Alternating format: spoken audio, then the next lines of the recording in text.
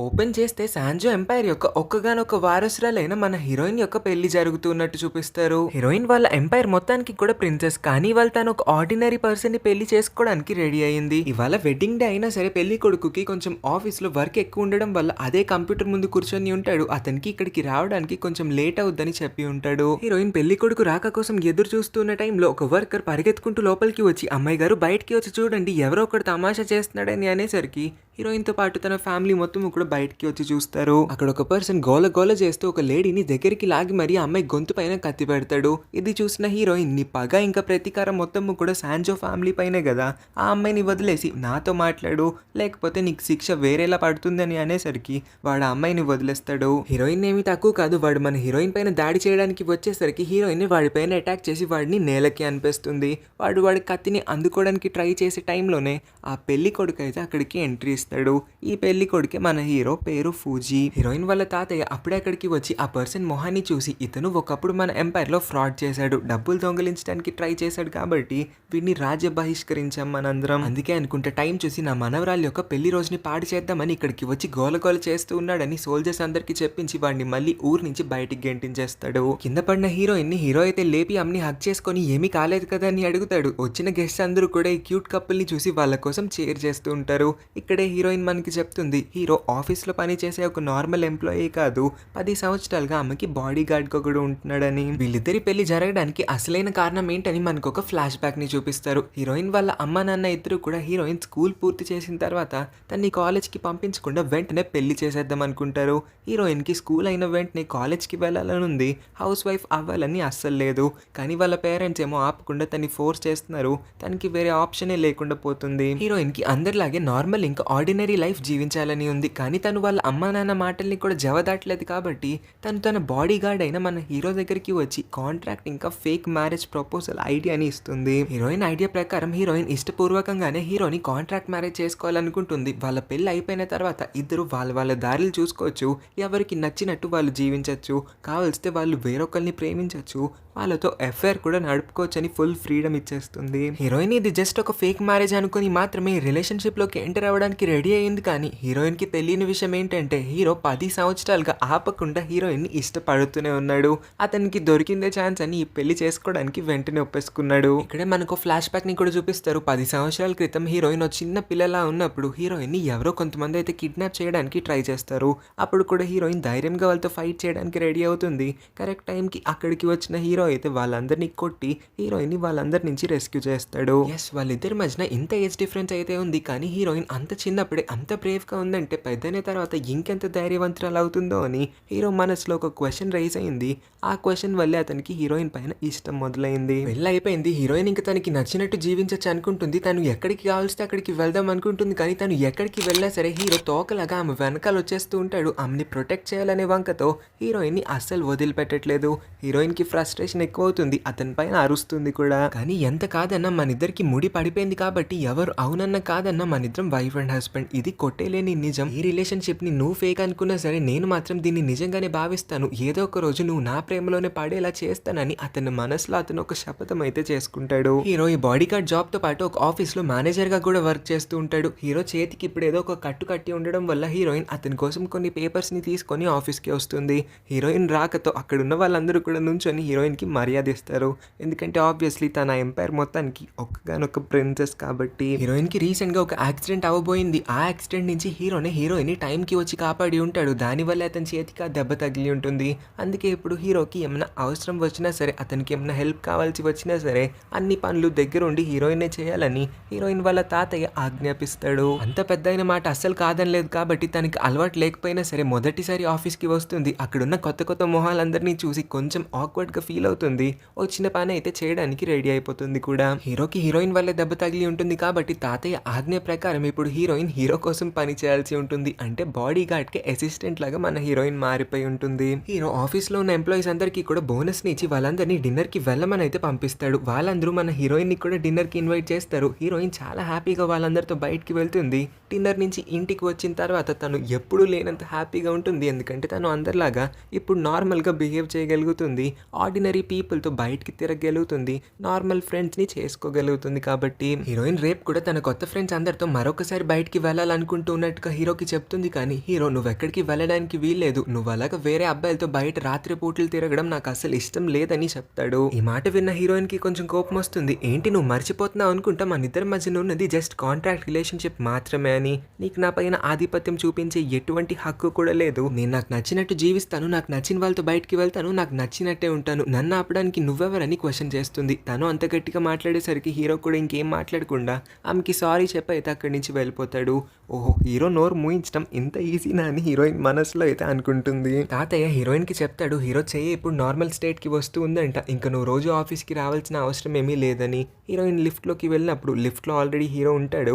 హీరోయిన్కి ఇంకొకసారి సారీ చెప్పి రాత్రి తనతో అలా బిహేవ్ చేసి ఉండకూడదు, అంత రూడ్గా కూడా మాట్లాడి ఉండకూడదు, తను వాళ్ళ కాంట్రాక్ట్ మ్యారేజ్కి సంబంధించిన రూల్స్ అన్నిటిని కూడా మర్చిపోయి ప్రవర్తించినందుకు క్షమించమని అడుగుతుంది. హీరోయిన్ ఈ పాయింట్లో వాళ్ళిద్దరి యొక్క రిలేషన్షిప్ని బ్రేక్ చేసేద్దాం అనుకుంటుంది.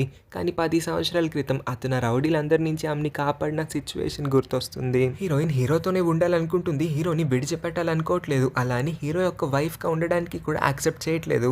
తన మనసు అటు వెళ్ళంటుంది, ఇటు కూడా రానంటుంది.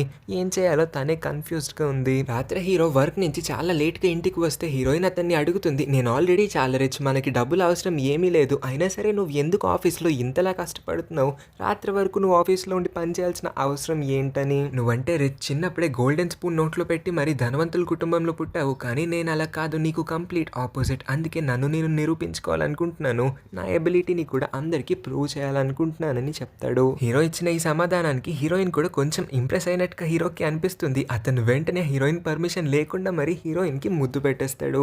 హీరోయిన్ కూడా అతన్ని పక్కకి నెట్టేయకుండా ఆ కిస్ ని ఎంజాయ్ చేస్తున్నట్టుగానే మనకి అనిపిస్తుంది. ఈ పాయింట్ లో హీరోయిన్ కి హీరోయిన్ పైన ఫీలింగ్స్ క్రియేట్ అవ్వడం స్టార్ట్ అవుతాయి. కానీ హీరోయిన్ మాత్రం ఈ ఫ్యాక్ట్ ని యాక్సెప్ట్ చేయడానికి అస్సలు రెడీగా లేదు. హీరోయిన్ ఇద్దరు కూడా పార్క్ లో సరదాగా నడుస్తున్న టైంలో వాళ్ళిద్దరి పైన ఎవరో కన్నేసి ఉన్నారు. వాళ్ళిద్దరిని దూరం నుంచి ఎవరో అబ్జర్వ్ చేస్తున్నట్టుగా మనకి అనిపిస్తుంది. ట్రైన్ స్టేషన్ కి వచ్చినప్పుడు హీరోయిన్ సర్ప్రైజింగ్లీ తన బావని కలుస్తుంది. వాడు చిన్న వయసులోనే అబ్రాడ్ కి వెళ్ళిపోయి ఉంటాడు హైయర్ స్టడీస్ కోసం.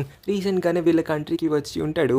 హీరోయిన్ ఇన్ని సంవత్సరాల తర్వాత అతన్ని చూడడంతో చాలా హ్యాపీగా వాళ్ళ బావని ఇంటికి తీసుకుని వస్తుంది. హీరోయిన్ వాళ్ళ బావగారి పేరు ఎంఎన్ ఇంటికి వచ్చి రాగానే వాళ్ళిద్దరి యొక్క ఫేక్ రిలేషన్షిప్ ని ఇంత ఈజీగా పట్టేసుకుంటాడు. ఎందుకంటే వాళ్ళిద్దరూ కూడా ఒకరితో ఒకళ్ళు కపుల్ లాగా అస్సలు బిహేవ్ చేయట్లేదు కాబట్టి ఇది ప్రూవ్ చేద్దామని హీరోయిన్కి ఒక ముద్దు కూడా పెడతాడు.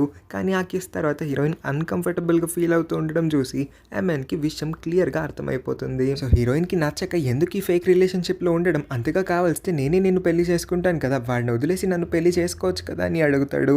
కానీ హీరోయిన్ ఎంఎన్కి ఏం రిప్లై అయితే ఇవ్వలేకపోతుంది. ఎంఎన్ హీరోయిన్ యొక్క జీవితంలోకి మళ్ళీ వచ్చిన తర్వాత హీరోయిన్కి హీరో యొక్క వాల్యూ అర్థమవుతుంది. ఎంఎన్ అంటే హీరోయిన్కి ఇష్టమే, వాళ్ళిద్దరూ చిన్నప్పటి నుంచి కలిసే పెరిగారు. కాకపోతే ఎంఎన్ హీరోయిన్తో మనం పెళ్లి చేసుకుందాము, హ్యాపీగా మన లైఫ్ని జీవిద్దామని చెప్పినా సరే హీరోయిన్కి అతని మాటలపైన నమ్మకం కుదరట్లేదు. హీరోని నమ్మినంత ఈజీగా ఎంఎన్ని నమ్మలేకపోతుంది. ఈ పాయింట్లో తను హీరోతో కనెక్షన్ని కూడా కుదుర్చుకోగలిగింది కాబట్టి హీరోని వదిలి అంత ఈజీగా ఎంఎన్తో వెళ్ళలేకపోతుంది. కాబట్టి ఎంఎన్ని ఎక్కడి నుంచి అయితే వచ్చాడో అక్కడికే తిరిగి పంపించేస్తుంది. తర్వాత రోజు హీరో ఇంకా హీరోయిన్ ఇద్దరు కూడా వాళ్ళ టైంని స్పెండ్ చేయడానికి ఒక చిల్డ్రన్ షెల్టర్కి అయితే వస్తారు. అక్కడికి వచ్చిన తర్వాతే ఆ షెల్టర్ యొక్క ఓనర్ పేరు హరూకో అని తెలుస్తుంది. హరూకో ఇంకా మన హీరో ఇద్దరు కూడా చైల్డ్హుడ్ ఎనిమీస్ అంట. ఇప్పుడు కూడా హరూకో వాళ్ళిద్దరి దగ్గరికి వచ్చి ఏదేదో అర్థం కాని భాషలో వాగుతూ ఉంటాడు. మన హీరోయిన్కి వాడు ఏం వాగుతున్నాడో ఒక్క ముక్క కూడా అర్థం కాదు. కానీ హీరో మాత్రం తన నోటి నుంచి వస్తున్న ప్రతి ఒక్క మాటని అర్థం చేసుకోగలుగుతాడు. పెళ్ళైన తర్వాత హీరోయిన్ని బయటికి ఎక్కడికి తీసుకెళ్లేదు కాబట్టి వాళ్ళ హనీమూన్ ట్రిప్ ని ప్లాన్ చేస్తాడు. అక్కడికి వెళ్ళి వాళ్ళిద్దరూ చాలా మంచి టైంని స్పెండ్ చేస్తారు. సరదాగా బీచ్లో పొద్దునంతా ఎంజాయ్ చేసి రాత్రికి వాళ్ళిద్దరూ ఒకరితో ఒకరు ఫిజికల్ కూడా అవుతారు. తెల్లవారే వాళ్ళిద్దరు లేచి బ్రేక్ఫాస్ట్కి వచ్చేటప్పటికి అక్కడున్న వాళ్ళందరికీ కూడా అర్థమైపోతుంది రాత్రి వీళ్ళిద్దరికి మధ్యన ఏదో జరిగిందని. లేకపోతే వాళ్ళిద్దరి మొహాలు ఎందుకు ఇంతలా వెలిగిపోతాయని వాళ్ళందరూ కూడా అనుకుంటారు. రోజులు గడిచే కొద్దీ వీళ్ళిద్దరి మధ్యన బాండ్ కూడా నిదానంగా స్ట్రాంగ్ ఇంకా క్లోజ్ అవుతుంది. సీన్ షిఫ్ట్ చేసి మనకు ఒక అందమైన అమ్మాయిని చూపిస్తారు. ఈ అమ్మాయి పేరు ర్యాన్ తన డివైస్లో మన హీరో యొక్క పిక్చర్ని చూస్తూ హీరోని ఆఖరికి వెతికి పట్టానని తన మనసులో అయితే అనుకుంటుంది. ర్యాన్ హీరోని వెతుక్కుంటూ వాళ్ళ ఆఫీస్కి కూడా వచ్చేస్తుంది. వాళ్ళ ఆఫీస్లో పని చేయడానికి కూడా రెడీ అయిపోతుంది. హీరో ర్యాన్ మొహం చూసి చూడంగానే ఎందుకో యూరి అని అంటాడు. కానీ తన పేరు రెన్ అని తెలిసి వెంటనే అతను తడబడతాడు కొంచెం. హీరోయిన్ హీరో రెన్ మొహం చూసి చూడంగానే ఎందుకు టెన్షన్ పడుతూ ఉన్నాడన్న విషయాన్ని అయితే క్లియర్ గా నోటీస్ చేయగలుగుతుంది. విషయం ఏంటంటే హీరో చిన్నప్పటి నుంచి ఒక అనాథ ఆశ్రమంలో పెరిగాడు. అదే ఆర్ఫనేజ్ హోమ్ లో హీరోతో పాటు యూరి అనే ఒక అమ్మాయి కూడా పెరిగింది. యూరి ఇంకా హీరో ఇద్దరు కూడా మంచి ఫ్రెండ్స్. ఇప్పుడు వాళ్ళ ఆఫీస్ కి ఎంట్రీ ఇచ్చిన రెన్ యొక్క ఫేస్ యూరి యొక్క ఫేస్ కి మ్యాచ్ అవ్వడంతోనే హీరో ఇంత సర్ప్రైజ్ గా ఫీల్ అయ్యి ఉంటాడు. ఇక్కడే రెన్ రివీల్ చేస్తుంది తను ఇంకెవరో కాదు, యూరి యొక్క ట్విన్ సిస్టరే అని. రెన్ కూడా యూరితో కలిసి చిన్నప్పుడు అదే ఆర్ఫనేజ్ హోమ్ లో ఉంది. కానీ హీరో ఆర్ఫనేజ్ హోమ్ లోకి రాకముందే రెన్ ని వేరొక పేరెంట్స్ వచ్చి అడాప్ట్ చేసుకున్నారు. దానివల్ల తాను ఇంకా తన ట్విన్ సిస్టర్ ఇద్దరు కూడా విడిపోవాల్సి వచ్చింది. కానీ అక్క చెల్లెలిద్దరూ కూడా లెటర్స్ రూపంలో ఒకరితో ఒకరు ఇంకా కాంటాక్ట్ లోనే ఉంటారు. యూరి రెన్ కి పంపించే ప్రతి ఒక్క లెటర్ లోనూ కూడా హీరో పేరుని ఖచ్చితంగా మెన్షన్ చేస్తుంది. ఎందుకంటే యూరి ఇంకా హీరో అప్పట్లో ఒకరిని ఒకళ్ళు ఇష్టపడ్డారు. వాళ్ళిద్దరూ ఒకరిని ఒకళ్ళు ప్రేమించుకున్నారు కూడా. అంటే హీరో ఫస్ట్ లవే యూరి అయి ఉంటుంది. కింద ఎక్కువ మంది ఉండడంతో రెన్ పైన తన రూమ్ లోకి హీరోనైతే తీసుకొని వచ్చి అతన్ని సెడ్యూస్ చేయడానికి ట్రై చేస్తుంది. హీరో ఆమెని వెంటనే పక్కకి జరిపేసి, నువ్వు నీ ట్విన్ సిస్టర్ యూరి అయినా నా ఫస్ట్ లవ్ లో ఉన్నా సరే మీ ఇద్దరి ఫేసెస్ మాత్రమే మ్యాచ్ అవుతున్నాయి. కానీ నువ్వు నా ఫస్ట్ లవ్ ఎప్పటికీ అవ్వలేవు. మీ ఇద్దరు డిఫరెంట్ పర్సన్స్. అయినా నేను ఇప్పుడు ఆల్రెడీ హీరోయిన్ని పెళ్లి చేసుకొని హ్యాపీగానే ఉన్నాను. తన్ని చీట్ చేయాలనుకోవట్లేదని అమ్మాయికి క్లియర్గా చెప్పేస్తాడు. రూమ్ నుంచి బయటికి వచ్చాక హీరో బాడీ నుంచి లేడీస్ పర్ఫ్యూమ్ వాసన రావడంతో హీరోయిన్ విషయాన్ని అర్థం చేసుకొని, నువ్వు ఏ అమ్మాయితో టైం స్పెండ్ చేసి వచ్చావో చెప్తావని అడిగినప్పుడు రెన్ నన్ను రూమ్కి తీసుకొని వెళ్ళింది కానీ మా ఇద్దరి మధ్యన ఏమీ జరగలేదని హీరోయిన్ ఇంకా నమ్మకపోతూ ఉండడంతో హీరోయిన్ని హీరో శ్మశానానికి అయితే తీసుకొని వస్తాడు. అక్కడ యూరి యొక్క సమాధి దగ్గర ఒక ఫ్లవర్ బొకేట్ని పెడతాడు. ఇక్కడ మనకి తెలుస్తుంది హీరో యొక్క ఫస్ట్ లవ్ అయిన ఆ యూరి అనే అమ్మాయి చనిపోయిందని. హీరో యూరిని ప్రేమించినప్పుడు యూరిని మనస్ఫూర్తిగా ఇష్టపడ్డాడు. కానీ యూరి చనిపోయిన తర్వాత ఎప్పుడైతే హీరోయిన్ అతని జీవితంలోకి వచ్చిందో ఇంకా ఏ అమ్మాయి వైపు తల తిప్పి కూడా చూడలేదు. అతను నిజంగా హీరోయిన్ని చాలా ఇష్టపడ్డాడు. హీరోయిన్ని మాత్రమే తన జీవితంలో కావాలనుకున్నాడు. ఈ విషయాలన్నీ కూడా హీరోయిన్కి చెప్తాడు. హీరోయిన్ అతని పాస్ట్ని యాక్సెప్ట్ చేస్తుంది. ఇకపైన ఫ్యూచర్లో పాస్ట్ గురించి ఆలోచించకుండా వాళ్ళ లైఫ్ని హ్యాపీగా లీడ్ చేద్దామని అనుకుంది. సీన్ షిఫ్ట్ చేసి మనకి హరుకో చేతుల్లో హీరో ఇంకా హీరోయిన్ల బోల్డ్ అని పిక్చర్స్ని చూపిస్తారు. అంటే హీరో ఇంకా హీరోయిన్లని ఎప్పటికప్పుడు ఫాలో అవుతూ ఉండేది ఇంకెవరో కాదు, ఈ హరుకోనే అని మనకి తెలుస్తుంది. హరుకో హీరో హీరోయిన్లు విడగొట్టాలనుకోవట్లేదు. వీళ్ళంత తొందరగా వాళ్ళిద్దరికి ఒక పిల్లోడు పుడితే బాగుండని కోరుకుంటున్నాడు. అతను ఎందుకు ఇలాంటి ఒక కోరికని కోరుకుంటున్నాడో మనకి త్వరలోనే తెలుస్తుంది. కాసేపటికి హరుకోని కలవడానికి ఆ రూమ్కి రెన్ అయితే వస్తుంది. ఇక్కడే మనకి తెలుస్తుంది హరుకో ఇంకా రెన్ వీళ్ళిద్దరూ కూడా కలిసే ఏదో ఒక ప్లాన్ని చేశారని. ఇవాళ హీరో బర్త్డే కావడంతో హీరోయిన్ హీరో ఆఫీస్కి వెళ్ళిపోయిన తర్వాత ఇల్లంతా కూడా అందంగా డెకరేట్ చేయడం మొదలు పెడుతుంది. అక్కడ ఆఫీస్లో హీరోయిన్ వాళ్ళ తాతయ్య హీరోకి కావాలని డబుల్కి ట్రిపుల్ వర్క్ ఇచ్చి అతన్ని ఆఫీస్లో రాత్రి వరకు ఉంచేస్తాడు. రాత్రి ఆఫీస్లో పని పూర్తి చేసుకొని లేట్గా ఇంటికి వచ్చిన హీరోకి ఇంత పెద్ద సర్ప్రైజ్ తగలడంతో చాలా షాక్ అవుతాడు. ఎందుకంటే అతని బర్త్డే చేసుకొని ఎన్నో సంవత్సరాలు అయిపోయి ఉంటుంది. చిన్నప్పుడు ఎప్పుడో అతని బర్త్డేని సెలబ్రేట్ చేసుకున్నాడు. ఆ తర్వాత మళ్ళీ ఇప్పుడే హీరోయిన్ ఇంకా తన ఫ్యామిలీ ఉండడం వల్ల తన బర్త్డే ఇంత గ్రాండ్గా జరిగినందుకు అతను చాలా హ్యాపీగా ఫీల్ అవుతున్నాడు. హీరో బర్త్డేని హీరోయిన్ వాళ్ళ ఫ్యామిలీలో సెలబ్రేట్ చేసిన తర్వాత హీరో ఎందుకు మరి ఇంత ఎమోషనల్ అయిపోతూ ఉన్నాడన్న రీజన్స్ని మనకి ఒక ఫ్లాష్ బ్యాక్ రూపంలో తెలియజేస్తారు. హీరో వాళ్ళ నాన్న ఒక పెద్ద తాగుబోతు. వాళ్ళ అమ్మని ప్రతిరోజు రాత్రి హింసిస్తూనే ఉంటాడు. వాళ్ళ నాన్న తాగాడంటే ఒక మృగం లాగా మారిపోతాడు. నాన్న వల్ల ప్రతిరోజు అమ్మ చాలా అంటే చాలా బాధపడుతుంది. ఎక్కడ తను పడుతూ ఉన్న ఆ బాధ ఏదో ఒక రోజు వాళ్ళ నాన్న వల్ల కొడుకు కూడా పడాల్సి వస్తుందేమో అని భయపడి వాళ్ళ అమ్మ ఒక కఠినమైన నిర్ణయాన్ని తీసుకొని ఉంటుంది. హీరోని ఆర్ఫనేజ్ హోమ్ లో జాయిన్ చేసి ఉంటుంది. ఆర్ఫనేజ్ హోమ్ కి వచ్చిన తర్వాతే హీరో యూరి ఇంకా హరుకో ఇద్దరిని కూడా కలుస్తాడు. అవును, హరుకో కూడా హీరోతో కలిసి చిన్నప్పుడు ఒకే అనాథాశ్రమంలో పెరిగాడు. ఓ రోజు హరుకో ఒక టీచర్ని చాలా దారుణంగా కొడుతూ ఉంటాడు. ఎందుకంటే ఆ టీచర్ యూరితో మిస్బిహేవ్ చేయడానికి ట్రై చేశాడు కాబట్టి. యూరి కూడా హరుకోని ఎంకరేజ్ చేస్తుంది. వాళ్ళిద్దరిని చూసి మన హీరో అయితే ఆశ్చర్యపోతాడు. ప్రపంచం మొత్తానికి వాళ్ళిద్దరూ తప్పు చేస్తున్నా సరే అతని కళ్ళకి మాత్రం వాళ్ళిద్దరూ తప్పు చేయట్లేదు, మంచిగా చేస్తున్నారు. వాళ్ళిద్దరూ చాలా మంచి వాళ్ళని అతనికి అనిపిస్తుంది. ఎందుకంటే వాళ్ళ నాన్నలాగా తప్పు చేసే వాళ్ళకి కరెక్ట్ శిక్ష పడకే కదా వాళ్ళు రోజు రోజుకి మృగాల్లాగా మారిపోతూ ఉన్నారు. హరుకో లాంటి ఒక్కడు ఉన్నా చాలు వాళ్ళ నాన్న లాంటి వాళ్ళకి కరెక్ట్గా బుద్ధి చెప్పడానికి సరిపోతారని హీరో అనుకుంటాడు. హరుకో హీరో వాళ్ళ నాన్న ఇంకొకసారి హీరో జోలికి వచ్చాడంటే హీరో వాళ్ళ నాన్నకి కూడా ఇదే గతి పట్టిస్తా అని చెప్తాడు. ఇక పైనుంచి హీరోకి ఇంకా యూరికి ఎటువంటి ప్రమాదం వచ్చినా సరే అతని అతని ప్రాణాల్ని అడ్డేసి మరి అతను అడ్డుగా నిలబడతా అని వాళ్ళిద్దరికి ప్రామిస్ చేస్తాడు. తక్కువ టైంలోనే వాళ్ళ ముగ్గురు చాలా క్లోజ్ అయిపోతారు. వాళ్ళ ముగ్గురు మధ్యన బాండ్ చాలా స్ట్రాంగ్ అవుతుంది. హరుకో వీళ్ళిద్దరికి కూడా ఒక పెద్ద అన్నయ్య లాగా ఎప్పుడు తోడుగానే ఉంటాడు. అదే ఇలా టీనేజ్ వయసులో అంత క్లోజ్ అవ్వడం వల్ల హీరో ఇంకా యూరిలిద్దరు కూడా ఒకరిని ఒకరు ప్రేమించుకోవడం మొదలు పెట్టారు. వాళ్ళిద్దరూ కూడా రిలేషన్షిప్ లోకి వస్తారు. చాలా హ్యాపీగా వాళ్ళ లైఫ్ ని లీడ్ చేస్తూ ఉన్నారు. కానీ ఒక రోజుతో హరుకాకి 18 సంవత్సరాలు వచ్చేయడంతో అతను ఆర్ఫనేజ్ లో ఉన్న వాళ్ళందరికీ కూడా గుడ్ బైస్ ని చెప్పాల్సి ఉంటుంది. ఆర్ఫనేజ్ ని వదిలేసి అతను వెళ్ళిపోవాల్సిన టైం రానే వచ్చేసింది. హరుక వెళ్ళిపోయిన తర్వాత ఆర్ఫనేజ్ హోమ్ యొక్క ఓనర్ కూడా చేంజ్ అవుతాడు. వచ్చిన ఈ కొత్త ఓనర్ ఇంకెవరో కాదు, మన హీరోయిన్ వాళ్ళ తాతయ్య అయి ఉంటాడు. హీరోయిన్ వాళ్ళ తాతయ్య పైకి కనిపించే అంత మంచివాడు అస్సలు అంటే అస్సలు కాదు. ఆర్ఫనేజ్ హోమ్ లో ఉన్న చిన్న చిన్న చిన్న అమ్మాయిలందరి పైన కూడా తన వక్ర దృష్టి పడుతుంది. అతను ఏ ఒక్క చిన్న పిల్లని కూడా వదిలిపెట్టడు. అనాథాశ్రమంలో ఉండి దారుణాలన్నింటినీ కూడా ప్రతిరోజు చూస్తూ చూస్తూ యూరి పూర్తిగా అలసిపోతుంది.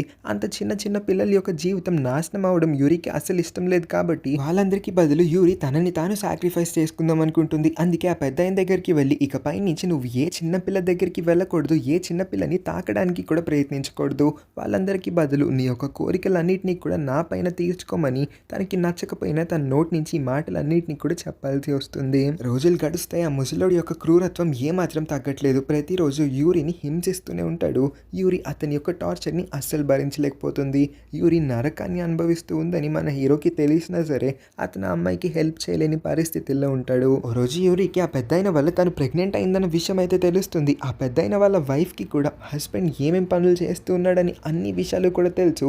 కానీ అతను పవర్లో ఉన్నాడు కాబట్టి అతన్ని ఆవిడ కూడా ఏమీ చేయలేకపోతుంది. యూరి దగ్గరికి వచ్చి వెంటనే అబార్షన్ చేయించుకోమని ఆయన్ని ఎదిరించే అంత ధైర్యం అసలు చేయొద్దని సజెస్ట్ చేస్తుంది. పవర్ ఉన్న వాళ్ళు వీక్గా ఉన్న వాళ్ళపైన ఆధిపత్యం చెలాయించే ఈ ఆలోచన యూరికి అస్సలు నచ్చలేదు. అందుకే తను టెర్రస్ పైకి ఎక్కుతుంది. ఆ ముసలాయన కూడా టెర్రస్ పైకి వచ్చిన తర్వాత అతన్ని గట్టిగా పట్టుకుంటుంది.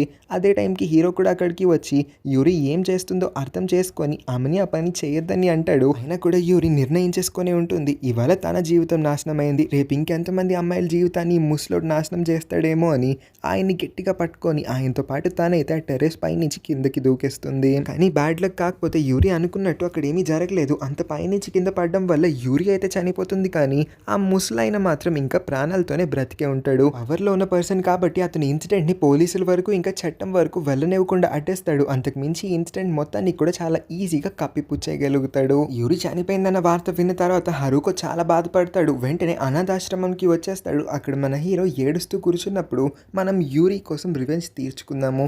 ఆ పెద్ద ఆయనకి ఒక మనవరాలు ఉంది. తన పేరు మీకా, అంటే మన హీరోయిన్ పైన వీళ్ళిద్దరూ ఇప్పుడు ప్రతీకారం తీర్చుకుందాం అనుకుంటారు యూరి కోసం. కానీ వాళ్ళకి దానికి ఇంకొంచెం టైం ఇంకా ప్రిపరేషన్ కావాల్సి ఉంటుంది. కాబట్టి అప్పటి వరకు మన హీరో చదువులో బిజీగా ఉంటే హరుకో గ్యాంగ్స్టర్ గ్రూప్ లో జాయిన్ అయిపోయి ఉంటాడు. అదేలా కొన్ని నెలల తర్వాత వీళ్ళ ఐడియా ప్రకారమే కిడ్నాపింగ్ ప్లాన్ అయితే ఇంప్లిమెంట్ చేస్తారు. హరుకో తన మనుషులందరితో కూడా మన హీరోయిన్ ని కిడ్నాప్ చేయడానికి ట్రై చేసినట్టు యాక్ట్ చేస్తాడు. అదే టైంకి హీరో అక్కడికి వచ్చి హీరోయిన్ ని కాపాడినట్టు నటించి హీరోయిన్ మనసులో ఒక స్థానాన్ని అయితే సంపాదిస్తాడు. అవును, ట్విస్ట్లన్నిటిని ఒకదాని తర్వాత ఒకటి రివీల్ చేస్తూ ఉన్నప్పుడు మనందరికీ ఆశ్చర్యం వేస్తుంది. హీరో స్టార్టింగ్ నుంచి కూడా హీరోయిన్ పైన చూపించిందంతా కూడా ఫేక్ లవ్, దొంగ ప్రేమని చూపించి ఉంటాడు. అతను యూరి కోసం ప్రతీకారం తీర్చుకోవడానికి ఆ ముసలాయన ఇంకా ముసలాయన యొక్క మనవరాలైన మన హీరోయిన్ కి ముందు దగ్గర అవుదాం అనుకున్నాడు. అందుకే ఈ కాంట్రాక్ట్ రిలేషన్షిప్ కి కూడా చాలా తొందరగా వెంటనే ఒప్పేసుకున్నాడు. ముందు నుంచి హీరోయిన్ ప్రాణంగా ప్రేమించేస్తూ ఉన్నట్టు నటించాడు. హీరో చేయాల్సింది హీరోయిన్ ని చంపడం. హీరోయిన్ యొక్క గొంతు వరకు అతని చేతులు వెళ్తాయి. కానీ ఎందుకో హీరోయిన్ ని చంపలేకపోతాడు. అతను ఇప్పుడు రివెంజ్ కి ఇంకా లవ్ కి మధ్యన ఇరుక్కుపోయి ఉంటాడు. తెల్లవారు నిద్ర లేచిన హీరోయిన్ కి టేబుల్ పైన డివోర్స్ పేపర్స్ కనిపిస్తాయి. ఈ పేపర్స్ ని చూసిన హీరోయిన్ కి విషయం అర్థంగా కన్ఫ్యూజ్ అవుతూ ఉంటే ఇంకొక పక్క హీరో హరుకోని కలవడానికి వస్తాడు. నేను ఇంకా మీ రివెంజ్ ప్లాన్ లో పార్ట్ అవ్వాలనుకోవట్లేదని అతనికి చెప్పేస్తాడు. ఎందుకంటే హీరోయిన్ ని చంపడానికి అతని చేతులు ముందుకు రావట్లేదు. హీరోయిన్ ని అతన్ని ప్రేమించడం మొదలు పెట్టాడు కాబట్టి హీరోయిన్ కి హాని తలపెట్టాలనుకోవట్లేదని హరుకోకి చెప్పినప్పుడు, సరే అయితే నువ్వు ముందు గన్ తీసుకొని నన్ను షూట్ చేసి చంపే. నన్ను చంపావంటే నీ హీరోయిన్ సేఫ్గా ఉంటుంది. కానీ నువ్వు నన్ను చంపకుండా వదిలేసావంటే నువ్వు కాకపోతే నేనన్న హీరోయిన్ ప్రాణాల్ని తీసేస్తానని బెదిరిస్తాడు. కానీ అప్పుడే హీరోకి తన ఫస్ట్ లవ్ అయిన యూరి ఆ ముసలైన వల్ల ఎంత బాధని ఇంకా ఎంత వేదనని అనుభవించిందో అన్ని విషయాలు కూడా గుర్తొస్తాయి. తను చనిపోయిన విజువల్స్ అన్ని కూడా హీరో కళ్ళ ముందు ఒక్కసారిగా ఫ్లాష్ అవడంతో తను యూరి కోసం రివెంజ్ తీర్చుకొని తీరుతానని హరుకో చేతుల్ని ఎప్పటికీ వదలని హరుకోని హక్ చేసుకొని మరీ చెప్తాడు. హరుకో, హీరో ఇంకా వీళ్ళ ముగ్గురు కూడా తుపాకీని తీసుకొని హీరోయిన్ వాళ్ళ తాతయ్య ఇంకా హీరోయిన్ ఉన్న క్యాబిన్ లోపలికి ఎంటర్ అయిపోతారు. హీరోయిన్ కంప్లీట్ షాక్ లో ఉంటుంది. అసలు వచ్చిన వాళ్ళు ఎవరు, హీరో ఎందుకు వాళ్ళ వైపు ఉన్నాడు, వాళ్ళు ఎందుకు తన వైపు గన్ని పాయింట్ చేసి నుంచున్నారు చేసుకుంటున్నారా అని.